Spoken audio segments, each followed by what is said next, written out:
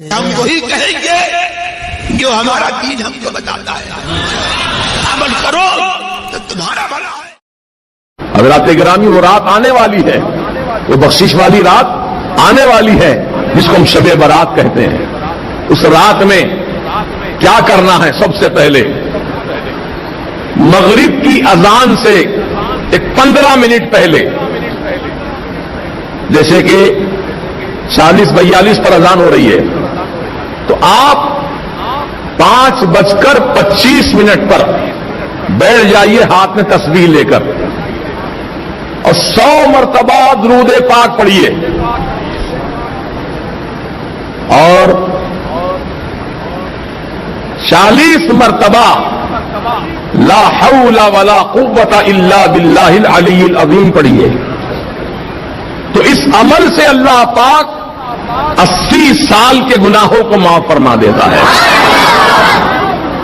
آپ کہیں گے حضرت 80 سال کے گناہ بخشے جاتے ہیں اس عمل سے، میری عمر تو 80 سال کی ہوئی نہیں، پھر 80 سال کی عمر نہیں ہے تو 80 سال کے گناہ بھی نہیں ہے۔ بات سمجھ میں آ رہی ہے آپ کی؟ اب آدمی اگر 80 سال کا ہے تو 80 سال کے گناہ بھی ہوں گے اس کے، لیکن جس کی عمر ہی 80 سال نہیں ہے، ابھی تو 10 سال کا ہے، 15 سال کا ہے، 20 سال کا ہے، 25 سال کا ہے، وہ پوچھتا ہے کہ میری نیکیاں تو، میرے گناہ تو اتنے نہیں ہیں، میں تو 25 سال کا ہوں، بھی 80 سال تو اور آگے بہت زیادہ مجھے جینا ہے۔ تو اس کے لیے بشارت یہ دی گئی، اے نوجوان، 25 سال کے جو گناہ تیرے ہوئے وہ تیرے گناہ معاف کر دیے جائیں گے، اور جو سال بچے ہیں 25 کے آگے جو سال بچے ہیں وہ تیرے ماں باپ کے گناہ بخشے جائیں گے۔ سبحان اللہ، یہ ہے اس عمل کی برکت۔ تو آپ یاد رکھیں گے، بھول جائیں گے۔ کب پڑھنا ہے یہ؟ مغرب کی نماز سے پہلے، اذان سے پہلے۔ پھر اس کے بعد نماز مغرب ادا کیجیے،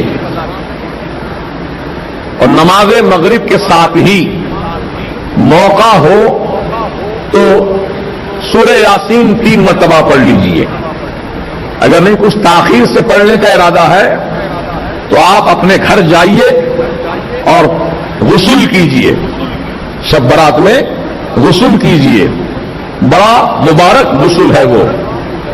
مغرب کی نماز کے بعد غسل اس طرح کرنا ہے کہ پانی میں 7 عدد بیر کے پتے، کتنے پتے؟ 7 عدد بیر کے پتے پانی میں ڈال کر گرم کرو، ہر ایک آدمی کے 7 پتے۔ ایک آدمی کو غسل کرنا، 7 پتے ڈالے، پانی کو تھوڑا گرم کر لے، پھر اس پانی سے غسل کرے۔ تو اس کا فائدہ یہ ہے کہ اللہ تعالیٰ سال بھر تک اس کو جادو ٹونے سے محفوظ رکھے گا، جادو نہیں ہوگا اس پر۔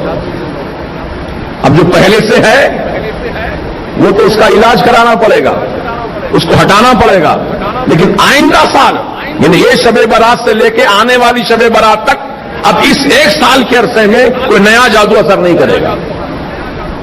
یہ اس کا فائدہ ہے۔ یا نبی سلام علیکہ، یا رسول سلام